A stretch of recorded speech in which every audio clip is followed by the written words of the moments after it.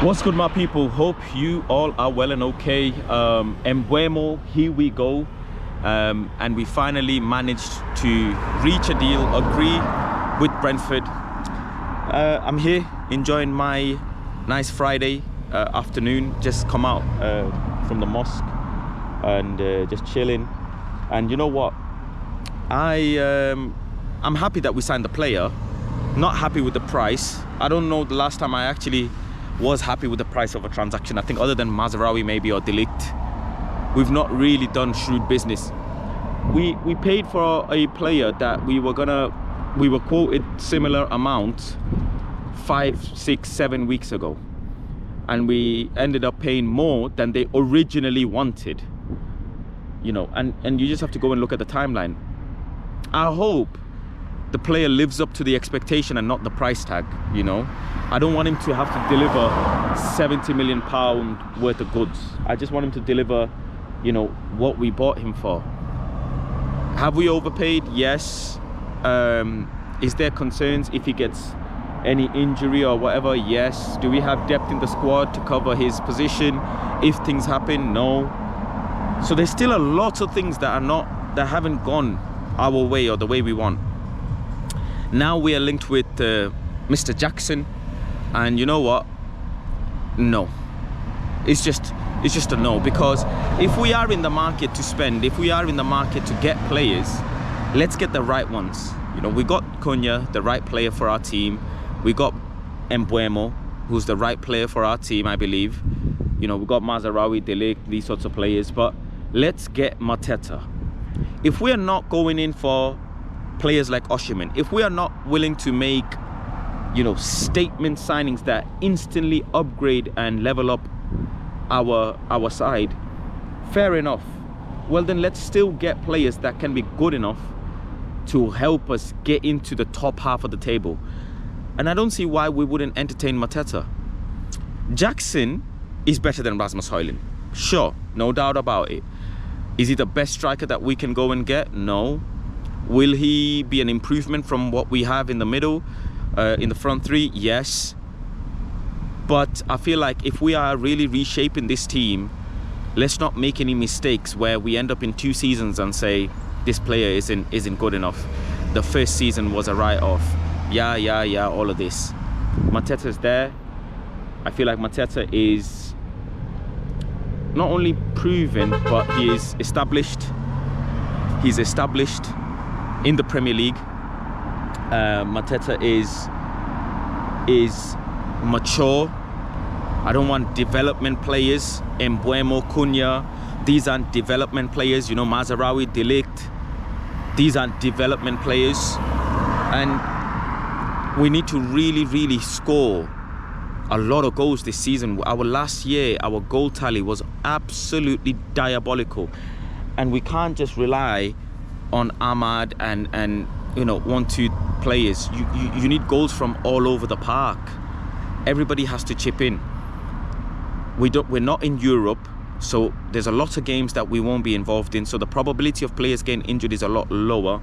But right now, I'm happy that we got him over the line. I hope we can you know, get good output out of Mbuemo and Cunha. They'll be playing every week. They're starter players. That clearly means, you know, Ahmad is going to be moved to the wing-back position. Dogu does not fill me with a lot of confidence because he's a development player, and it's going to be 4 or 5 years before you see him, you know, performing at the level that you expect Manchester United player to perform at. But I want Mateta, bro, or Osimhen. That's just it. If Galatasaray can show this much ambition and find ways of negotiating with Napoli, I don't see why we can't. The selling of the players, you know, Fabrizio keeps saying the chapter with Alejandro is over, the chapter with Marcus is over, this chapter, Malacia, is over. Let's see towards the end of the window if we can sell the players. One positive for sure is that we haven't had to wait, you know, selling players first and then buying. That's one thing I've enjoyed, you know, seeing, is that it's not that we're having to wait someone to go. You know, yeah, Sancho and all of these other players, they'll be moved on one way or another. We've only made 2 signings. We were expecting as fans of at least 5 or 6 signings and 5 or 6 departures. Luke Shaw is still under contract for Manchester United. You know, when I look at these things, the transfer window is still very, very bad. Very, very, very bad. You know, you got 2 answers out of 6 right. That doesn't mean you passed the test. But let's see, man. Let's see. We've seen numerous class players come to Manchester United, and heavy is the shirt. They come and it doesn't happen for them. They've come with great pedigree, great stats, great expectations, and as soon as they put the shirt on, things don't go their way. And I promise you, mark my words, there will be a week or there will be a month in the season when they will question Mbuemo's price tag. They will, and that's the nature of football, and that is fine. That doesn't make him a bad player. But Cunha on one side and Mbuemo on the other side, I'm not hearing none of this. Rasmus Højlund can do better now. Rasmus, let's give him. I'm not hearing anything, any sentence. I'm sorry. I'm really, really sorry. I do not want to hear any sentence with Rasmus Højlund in it. I'm just not. If other teams, if Chelsea are willing to part ways with Jackson, if Napoli are willing to, you know, part ways with Osimhen, why are we sticking with Rasmus Højlund? I just do not understand. And you know, Man United keeping the players actually causes us more problems than anything, because it creates a culture of fake belief of, yeah, he can come good next season. It's always fake belief, and that's the situation that has happened with so many players. You know, middle of the season, Marcus Rashford is finished and it's over, it's done. Transfer window, oh, he doesn't deserve this, he should stay, you know, he's the one player that can play this, that. It's revisionism, and it's actually not the fans' fault. It is the club's fault for creating this culture of hoarding players. So let's actually get, you know, another 3 or 4 signings in. Obviously, if we're selling 3 or 4 players, I expect us to replace them. But overall, I'm happy, man. 70 million is a lot of money. I would have valued him around 50 max. It's 65 plus 5, something like that. Brentford have fleeced us. Congratulations to Brentford. Huge money made. The delay in the negotiations and stuff shows the lack of urgency from the club.